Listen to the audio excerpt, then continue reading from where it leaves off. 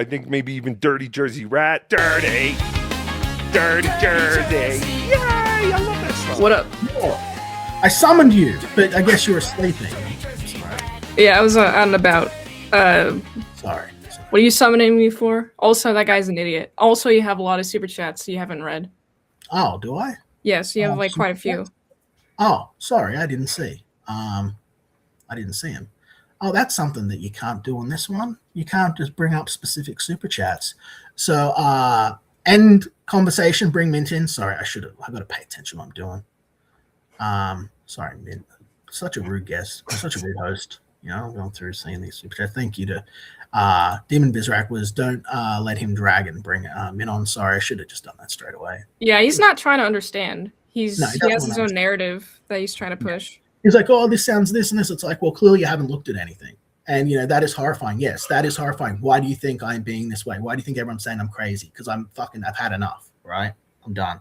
Yeah. But I was asking if you'd show up because we had people in the chat saying that that Riley, your ex-boyfriend Riley, had performed fellatio or received fellatio from Digibro. And I wanted to know if that was true or not. That's not true. Okay. Riley has sucked a penis in the past, but it wasn't. It wasn't that penis. Okay. Are we able to know whose penis it was? He was. I don't even know whose penis it was. It's just a story that he told me. Oh, He's like, yeah, I just sucked a penis just to see if I was gay. Is there anything else? If you're sucking a penis, I'd say you're probably gay. Yeah. No. There's nothing else. That's all people wanted to know, and I thought I'd say hello. I'm under attack. I'm not going to have any viewers, and my channel, my life will never be the same, man. What do you think? I mean, you have like 100 people here. I think you'll be fine. I think I'll be okay. I think it's also the silent majority. Sorry, the silent majority, loud minority. That's what I'm trying to say. You got the loud minority simping all over the place, and they come out of the woodwork. I was actually quite surprised seeing how many people are like being like, yo, why are you doing this? And it's like, you guys only paid attention when Katie was struck, but like not before this point. Like, people, it seems like a lot of these people who are just now coming out of the woodwork to defend Katie haven't really been paying attention, but it's also just been blissful ignorance. They don't have any interest in understanding the full picture. They just want to defend somebody. Yeah, they just want a white knight, and it's like, you don't want to hear what's going on. You don't want to, like, you think that it's fun for me to send my family away. You think that, that's $100 in fuel. Just let's start with the financial burden. I mean, that's $100 worth of fuel I had to spend to send my family away, not including, like, they're staying with family, so they're safe. That's not going to cost us anything, but that's good. That's $100 out of my pocket. Yeah. Because some fucking retard on the internet said, I've already got guys there. And then another fucking retard on the internet is like, in 12 days, kiss your daughter on the head, you're never going to see her again. With all of these guys orchestrating fucking together. It really seems they've dehumanized you. They don't see you as a person because you're not in the States. So they're like, oh yeah, let's just like fuck with this guy. Let's do it continuously. And I think because they're dehumanizing you, they think that what they're doing is okay. But like, what if it was them who had to deal with what you're dealing with? Like, Katie has, like, didn't you have like 2 channels struck down before this? Yep. And she had one, and she's freaking out. And I also, when I tried to show people the evidence of what's going on the videos, my channels got struck. And then when I did a stream for Tiki the Mighty, just drawing a picture of art for him, shout out to Tiki the Mighty, he probably hates me now, but shout out Tiki the Mighty, the art stream that I did, which is just me drawing, right? During one of the streams, someone asked me something, and I mentioned one of the people that are doing this name, their real life name, right? I said, yes, he's this guy, right? I didn't dox his address or any of that shit. I said, he's this guy in real life, and this is the guy that's been doing the hacking and shit, right? And then that video got flagged. And no one said anything when I was like, I've been flagged again, guys. I'm not about to do anything. I've been flagged. So I can't tell anyone what's going on, or else they flag me, right?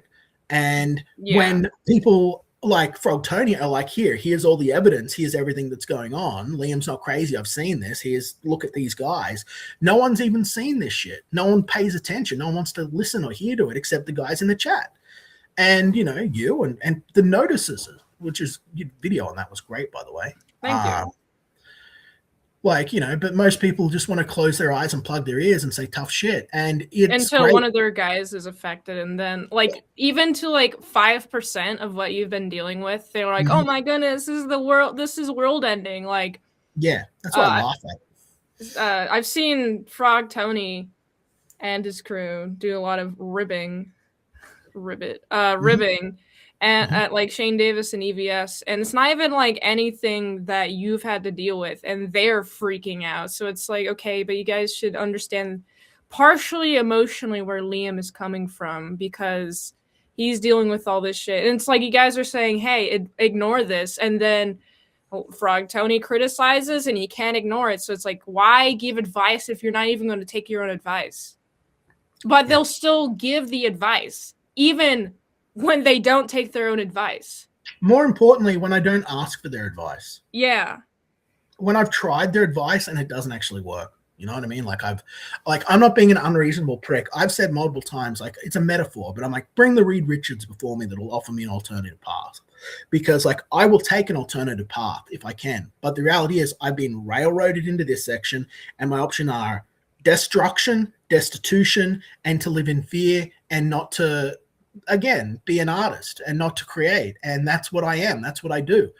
You know, you can't take that away from me and then like punish me for not wanting to give up. My wife, like, this is gay as shit. Everyone will make fun of me, but my wife has said that she wouldn't respect me if I gave up on my art, because that's when she sees me happiest. And she says I shouldn't give up on my art or let anyone else take that away from me. So like, she's proud of me with that.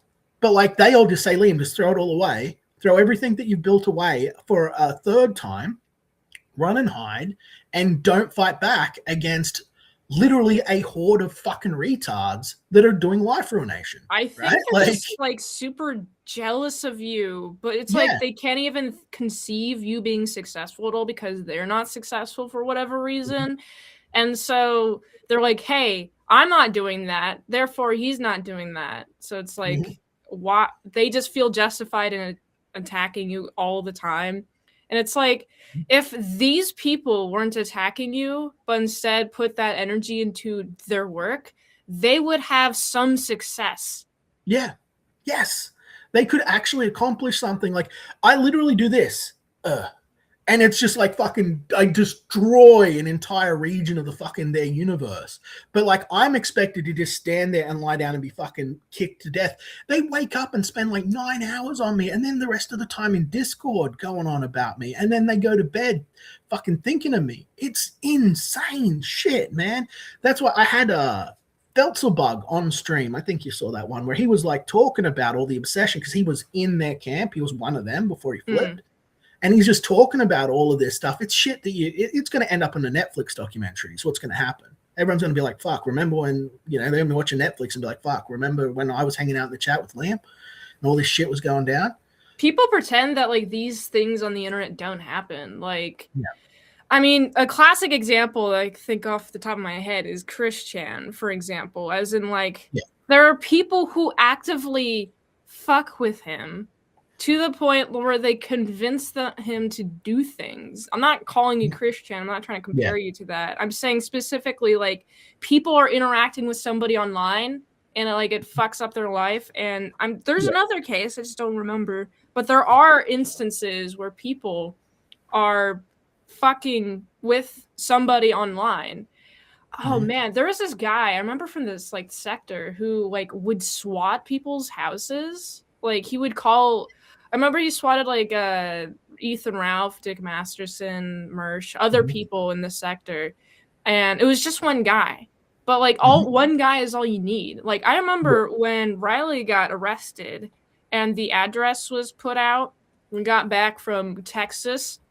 I got 2 welfare checks back to back. So people do from the internet fuck with you in real life. They will use government services because they think it's funny or something. So these Yeah, they've type of swatted things us. happen. They've swatted us so many fucking times that the police have a special fucking thing set up where they like ring us before they come, because the police, I don't live in town. You know what I mean? Like the Yeah. police have to drive 2-3 hours to get here, right? And then back. You know, it's not like easy to do.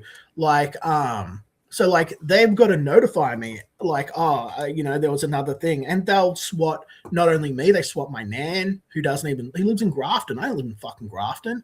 You know, like they SWAT my nan, they SWAT my my brother, they've SWATted my uncle, you know, and not just one time, like multiple times. So we had to set up all this thing where like there's people get text messages or calls. It's like, do we have to come before they come? And if you're not there to answer and go like, no, don't come, it's just another fake thing, you know, they have to come by law. They'll just like tear apart your shit too. Like the cops don't care. They're like, they'll be given like, oh, my wife is like murdered or something, or like I'm like, they'll call us, you, hey, I got like my wife is tied up here, or somebody like pretending to be a neighbor. Hey, I heard some screaming over here. Go check up on them. It's like a bloody murder scream, and they go check and they like break down the doors. They'll go searching everywhere. They destroy all your shit, and they don't give a fuck. And it's not like the first time you're swatted. I'm only thinking of this because of Dick Masterson would tell these stories on the Dick Show about it, where he was swatted multiple times to the point where like the police were like, instead of like breaking into his house, they would like call him because he got swatted so many times and be like, hey, is this another swatting attempt? And he's like, yeah. So yeah, it's happened. Because I've got women and children, right? And because it's Australia and we're in any state, right?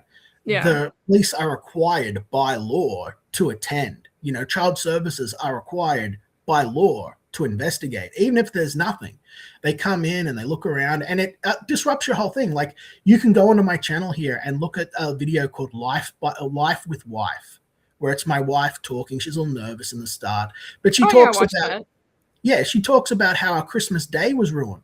We were swatted on Christmas Day. You know what I mean? Like, but everybody clutches their pearls over Katie's Christmas being ruined by Frog Tony because she couldn't stop paying attention to him. Versus you were actually swatted.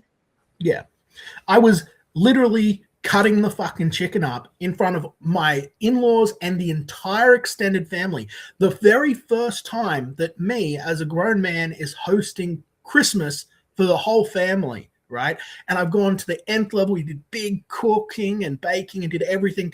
Went to the furthest extreme to make it a wonderful, happy memory for all the kids and everything like that. And then bam, bam, bam, bam, bam, on the fucking front door. Oh, look, it's 4 cops. In they come. What my in-laws know about stuff, but none of the extended family, well, not none of them, but half the extended family didn't know shit. And guess what? The other kids that were like sitting around playing, waiting to open their presents and all of that stuff, none of them knew shit that was going on. It was just a visit for the police. And I had to play it off like, oh, hey, look, it's the police. They've come to visit us today, kids. Like, you know, like fucking so their Christmas wouldn't be ruined. But traumatizing. Fuck Liam. You know, fuck Liam. Yeah. Liam's abuse, like you've got Riley out there going, Liam's abusing his wife and abusing his child and claiming I'm being gang stalked, that I'm one of these guys. It's like, oh, I'm being gang stalked, to do everything he can to deflect for what all of this shit is going on, right? Like to deflect from reality. Yeah, I feel like they have to, what is it called? Cognitive dissonance, I think, where they have to like deny the reality. They're like, oh, you're crazy, because if they were to accept what you're going through is correct, then they would have to come to terms with themselves and be like, oh shit, I fucked up. I supported the wrong person. But it takes incredible strength to admit when you're wrong. Rev Ruin, for example, he admitted when he was wrong. And and honestly, I respect him for that. Like, he admits when he was wrong. He got fucked over.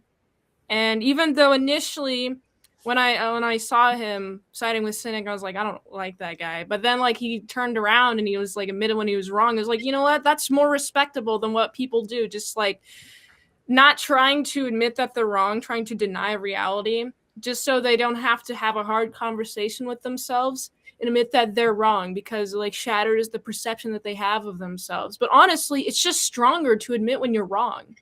Mm-hmm. It is. You're right. You're 100% right. And you know, you're sharp, man. You're doing good. You're doing good.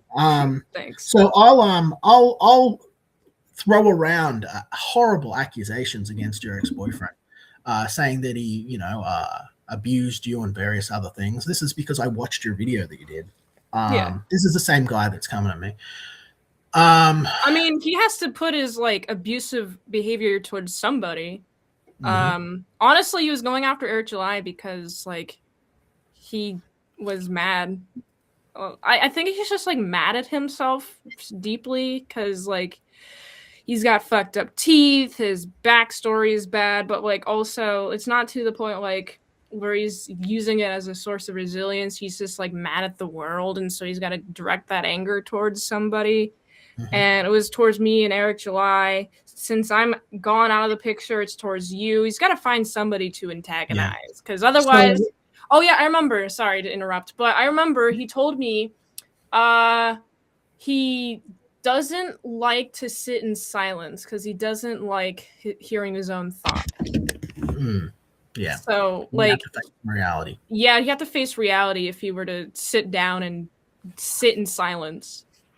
The things that stuck with me from your video where you were explaining the abuses that you faced were that he had not been sober in the entire time you'd known him, essentially, or something, a few years or something. So what's the name of that video for people in the chat? And could one of my moderators please? Yeah, let me grab it real quick. I can just... You talk to the audience. I know that this is really bad, and I'm very uncouth. I got to take a piss, and I don't bottle piss. So talk to the audience. I'll be right back. All right. So I sent the video. I guess mods didn't really have to do that because I'm a mod. It's called, what's it called?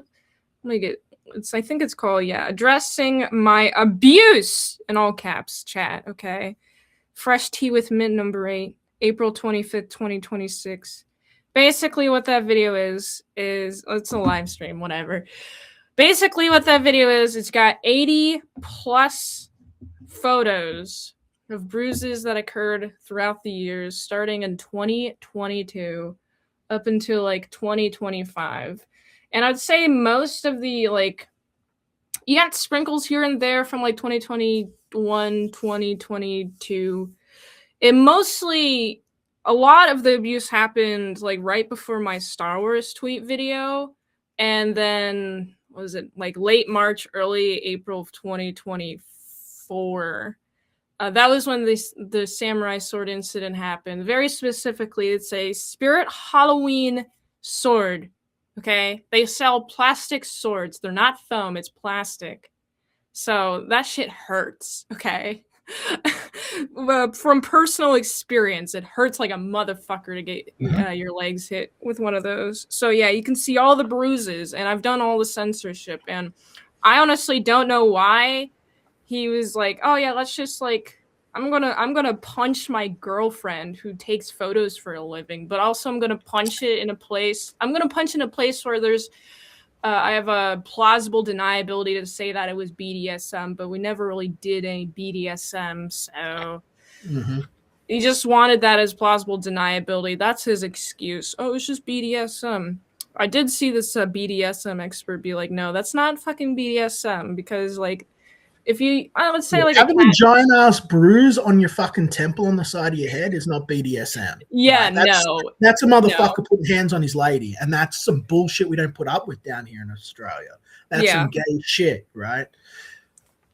So yes, I do sound mentally healthier. That's I'm in a much healthier spot now. I felt like when I was with him, I was constantly like on the, what is it called? Like my sense, hypervigilant. I was always so hypervigilant about like how he's going to react, but also for some reason he'd be like, you got to say this and this and this. And it's like, you don't know what's happening in the conversation at this moment because you're 30 seconds behind. You're like, he's like, make sure to say this. Everyone would always say, Mint, that like you were like always seemed out of it. Yeah, right? I was always trying to like He was always trying to get me to say something, and if I didn't say something, he would start throwing shit like lighters and pencils at me. He has himself as well blamed it on your autism. Other people blame it on your autism, but as you can see here, she's fully lucid, capable of easy conversation. There's no issues there, but this guy, you know, he had you on drugs. He had you doing pornography for a living, and he himself was a habitual user. And he was taking advantage of you. Like, was he bringing in his own income at all? No. I remember, like, it was like 2 months before I moved in with him, like before I started dating him. There was this other roommate who was like taking care of the rent because he quit his job 2 months before. And he was like, but like he like lost his job previously because he started yelling at the GM for some reason. He's like working at a Jimmy John's. And so then he worked at like a call center. He's like, I can't do this call center job anymore. I just have to quit. And then the roommate was taking care of the rent for 2 months before I got there. So he's taken advantage of a lot of people.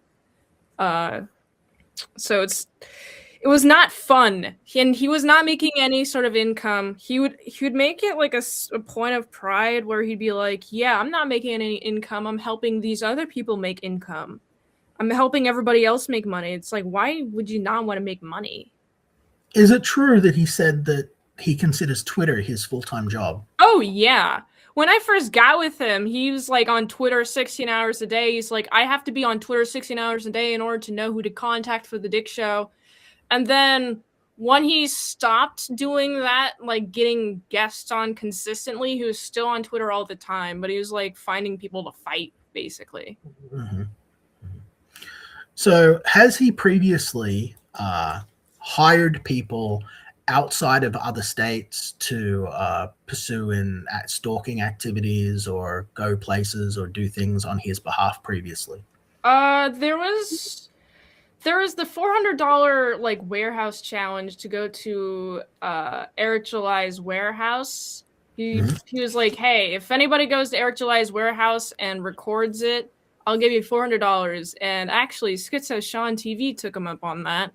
Mm-hmm. And that's the guy that cucked him and is your lover? Yes. Correct. Okay, yep, go on. So yeah, that's pretty much it.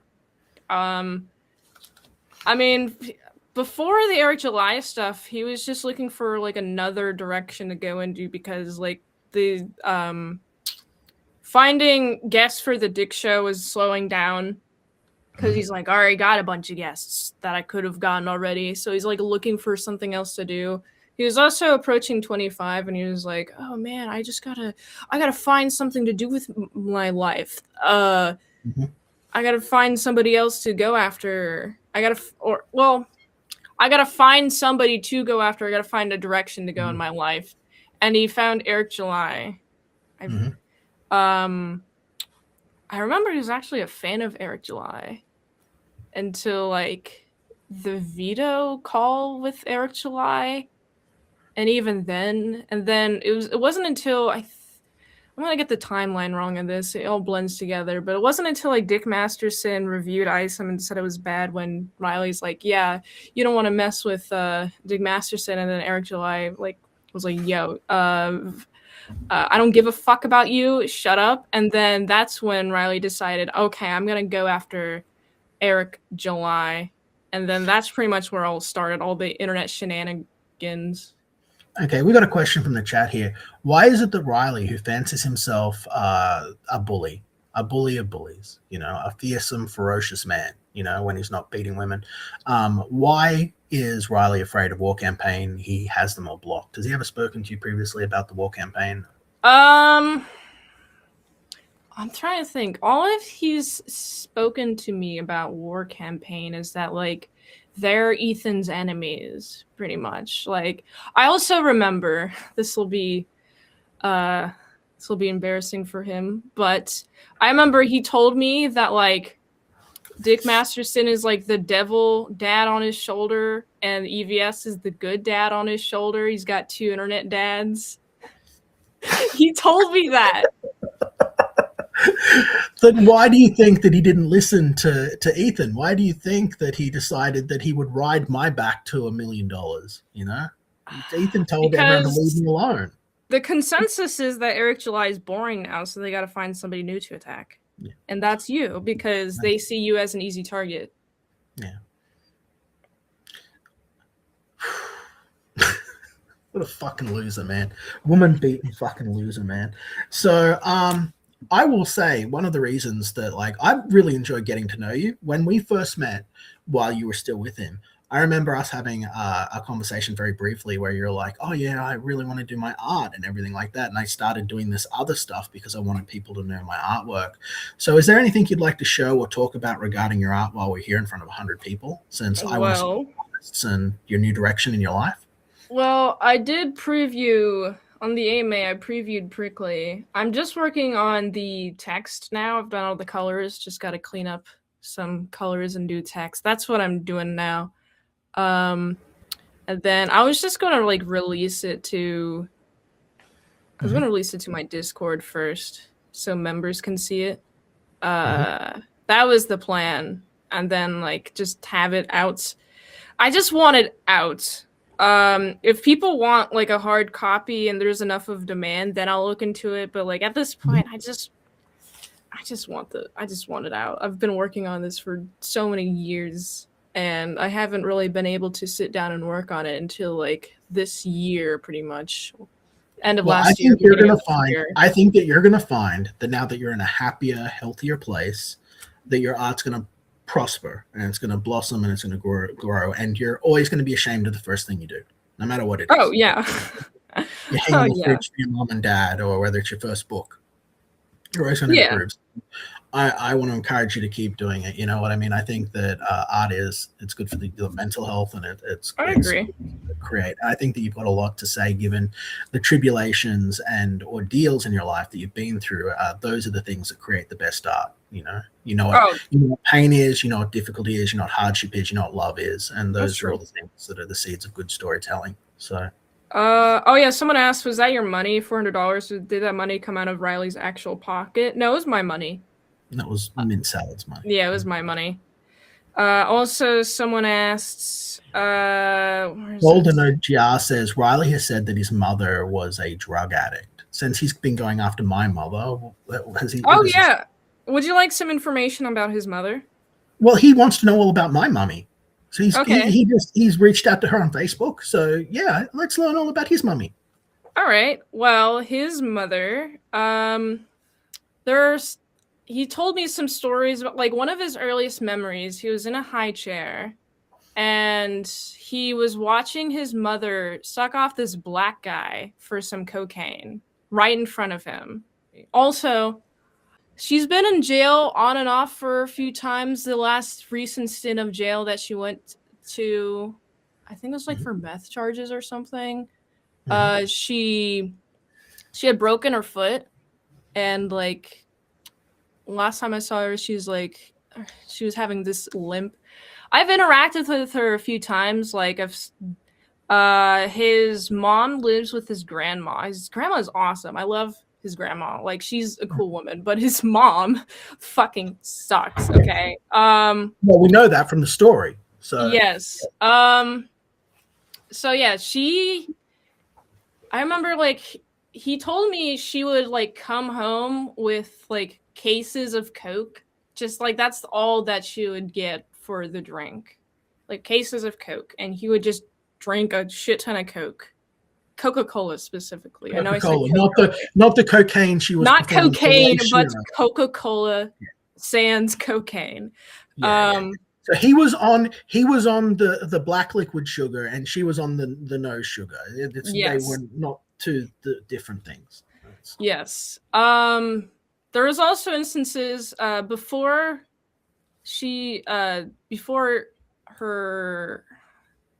his dad and his mom split up. They would have like these loud ass fights where like she would throw like plates at him, and he would be like, now, calm down. And she'd be like, no. And then like start throwing shit. Like he'd tell stories about how like she like threatened she threatened his dad with like a knife and shit. What else? Oh yeah. From firsthand experience with my eyes, my eyeballs, what I was just saying previously was like stories that he would tell me. But with my eyeballs, there was this like one summer that we were down there for like 2 weeks, and I would be like sitting at the table, just, you know, eating or whatever. And Riley would be there. His mom would come out of her room, and they would just, I don't even know what the trigger was. They just start yelling at each other, like screaming at each other, because like Riley would start insulting his mother, and she'd be like, "That's not how you talk to me." But also like she is really fucked in the head. Like I remember her telling me, she's like, she's got all these demons inside her head that like talk to her, and like there's like a can't get them history out. of mental illness in the family. Yes, and also she's bipolar. She's bipolar, manic depressive too. Bipolar 2, manic depressive. Him specifically, when he was like 12 years old, he stayed up for like several days on end. This was like the first time he was manic, and like his like, there's like a can't get them history out. of mental illness in the family. Yes, and also she's bipolar. She's bipolar, manic depressive too. Bipolar 2, manic depressive. Him specifically, when he was like 12 years old, he stayed up for like several days on end. This was like the first time he was manic, and like his mom took him to like this hospital, and they diagnosed him with bipolar 2 with paranoid delusions. That's the official diagnosis, and they gave him like these drugs that made it so like he has glaucoma. Is that what the male breast tissue thing is? Glaucoma, or is that a cancer? I don't know what's called. Whatever. I have these perfect manly meat muscles. I don't have no glaucoma.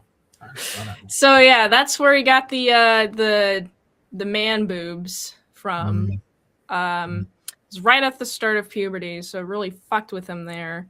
And so because of that, like he really, not just because of that, but like that was the instance that made him like really hate his mother. What else?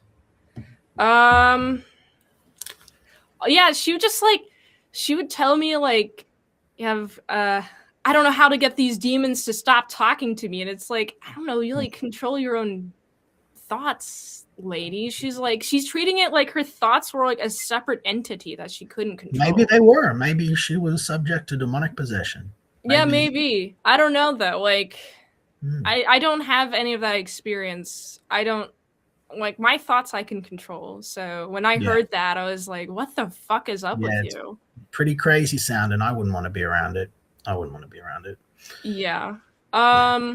So yeah, she would also just like feed him pizza all the time, constantly, but also like would be cheating on his father all the time until they like split up. Oh yeah, there's this time where like she was driving the car and he was in the passenger seat, and she like dropped her cigarettes because she smokes like a shit ton of cigarettes. She smokes through three Heartstons, by the way. She dropped like a pack of cigarettes on the side or whatever, you know, cars. You drop them on the side. She reaches over to grab them, takes her eyes off the road, and it's like almost swerves, and not almost, like actually swerves into the oncoming lane traffic, and like hits the car. And since Riley was like leaned back, he tells me that like the top of the car was like removed, and if he was sitting up, he would have gotten decapitated. So that's why he's fiercely afraid of being in a car, because his mom like didn't keep her eyes on the road. That brings me to another interesting story about him being afraid of being in a car. When he was screaming about how he would jump out of the car into traffic unless you bought him fast food or whatever it was, do you think that that stemmed from his fear of being in the car or something else? Wait, could you repeat that? I said, when he was threatening to jump out of the car and into oncoming traffic and kill himself and all this other nonsense, do you think that that was the result of his fear of being in the car or something else? I think it was both. Like, he's always said to me that when he was growing up, he always thought he was going to die. So he just lived life like he was just going to die. But also, like he was afraid of being in a car, but it didn't want to live. But he'd be like, I'm gonna jump out of the car as like a control thing too. So I think it's a combination of all those. Because you were telling on one of your previous streams that he doesn't wear a seatbelt and that he was threatening to kill himself and punching the windshield and threatened to jump out into driving into oncoming traffic or something like that. Am I getting the story right? Am I misremembering That's it? correct. When I first left my parents, I got this Chrysler, and it's not the current car that I have. I have a gay Prius. I got the Chrysler, and like he would punch like the windshield, and like you punch it enough to like where there's actual like cracks in the windshield, but like they're like kind of circular and like very impact focused, and you have to punch it a lot in order for like the window to be cracked. And he's done it so much, and there's like 3 or 4 spots where there'd be like these physical like actual punch marks because he would do it so much.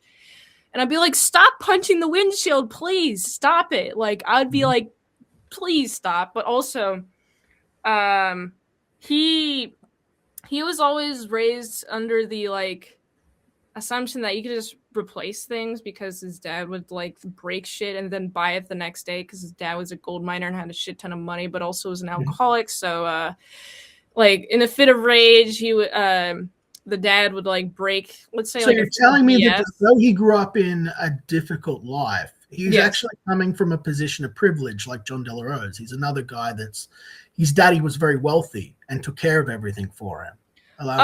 Yes.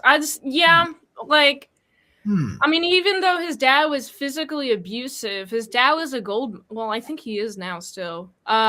His dad was a gold miner and would like have a shit ton of like money just throwing around, but he'd also be gone all the time. So like all he knew how to like show his love was to buy Riley things. And so like Riley would be home unattended a lot of the time, because like gold miner hours, I think, are like from like 4 a.m. to like, it's like a like 2 weeks on, 2 weeks off sort of thing. It's like from 4 a.m. to like 12 a.m. or I don't remember the exact hours, but it's like long hours.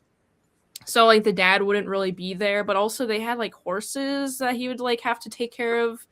And like if he didn't like feed the horses, but he would feed the horses, but the dad wouldn't know that anyway because he saw the feed was gone. He'd like go into his room and like beat the shit out of him. But like also the only way that he really knew how to like show his love was like throw money at him. But like he would break like a 3DS, for example, and then the next day he would buy him a new 3DS, which is why I think with me he would always threaten to break shit and then like break shit, and then I would have to buy new things because he didn't learn the value of the dollar. He never learned the value of the dollar. Yes, but also his dad would just break shit all the time. So it was normalized to him. Yeah. Yeah. Sounds very healthy. Sounds very, very healthy. Now, we might be wrapping up the stream soon, but I just want to ask real quick. Is Sean there by any chance? Is he at work? No, he's not here right now. It's a pity. It's a pity. Because I would love to have gone over with him just to close out the stream, just to go over the process where he decided the exact moment that he would cuck Riley. You know, I want to know. Actually, he's told me that. He's told me. I can say it. There was this chick named I don't care about sharing her name. There's this chick named Cheyenne, where she was like, she's kind of an easy chick, whatever. And she was like, I was like, Sean was wanting to fuck some chick, and I was like, I know a chick. Let me hook you up with her. And so this was during the editing process of Horse of Massillon, and she was like, I was like, hey, here's a picture of him. And she's like, ooh, you know, like, and he's tall too. Ooh, and like, let's hang out. Okay. And I'm like, okay, I got this chick for you to fuck, Sean. And then so Sean you were playing pimp for Sean. You're hooking him up. Yes, I was being his wingman. And and I was like, okay, here you go. And Sean was about to like set up a night, hey, let's like fuck this night or whatever.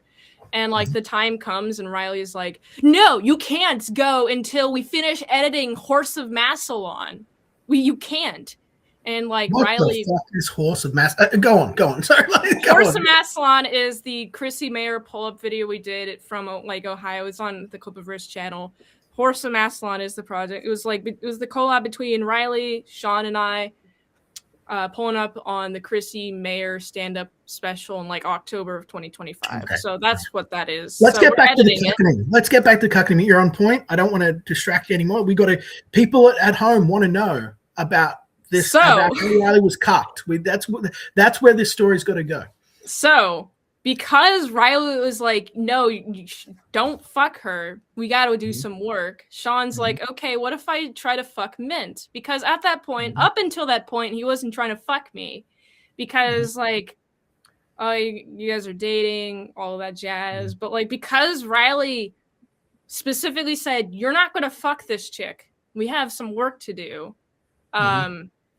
He was just all revved up, and he had to put it somewhere, right? Yeah. And you were the only target, I guess. Is that what you're telling me? He was like, it was mostly like, you're screwing me over. How about I try to fuck your chick instead? Because you're screwing me over. I really got to get. that. This is a great story. This is a great story, man, and I love hearing your version of it. The next time, Sean's got an opportunity, I need to get Sean on here, and Sean needs to go through with this scenario with me. I need to know what's going on in his mind. Yeah, I think you can tell it better than I can, but that's I need to hear Sean's version of how he fucked Riley's girlfriend in his own house. Yeah, that'd be very funny. Right in front of him. Yeah. That's what I'd like to hear. I wonder if it'll be more interesting than the no stories that Riley's going to be getting by going and bugging my mother. The nose stories? Yeah, well, I mean, my mother's not going to give him any stories for him to talk about. Okay. You know what I mean? see. So, like, she's not going to want to talk to him. So, was it worth it, I guess, in the end, making threats against my little girl, Because now everyone's going to know everything, Picked a fight with me. I guess, he said that he was going to ride my back to $1 million. I guess he thought I was going to be Eric July. I guess he thought that us Aussies are just going to fucking roll over and be bitches, It's I wasn't going to fight back, man. I don't know what he's thinking, but I ain't no free ride. Yeah, it seems like he just wants easy targets and sees you as an easy target, but then realizes, oh, well, this is actually a harder target than I thought. Yeah. Bit off a little bit more than you could chew with those gummy fucking teeth of yours, mate. So, True. Thank you for coming, man. Ladies and gentlemen, boys and girls, thank you for watching.